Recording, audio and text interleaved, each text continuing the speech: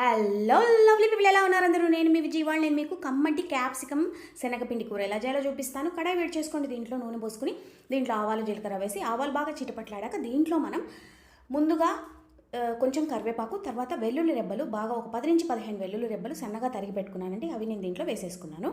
తర్వాత దీంట్లో మనం సన్నగా తరిగి పెట్టిన క్యాప్సికమ్, ఉల్లిపాయ, ఒక పెద్ద ఉల్లిపాయ అది కూడా సన్నగా తరుక్కుని పొడుగుగా తరుక్కోండి, చూడడానికి బాగుంటుంది. ఇలా తరిగేసుకుని వేసేసుకోండి. వేసేసుకున్న తర్వాత దీంట్లో కలిపేసుకున్న తర్వాత ఉప్పు పసుపు వేసి మగ్గనివ్వండి. ఒక 5 నిమిషాల తర్వాత మనకి క్యాప్సికమ్ మగ్గడానికి ఎక్కువ టైం పట్టదు, పైగా ఎక్కువ మగ్గిపోయిన టేస్ట్ కూడా బాగోదు.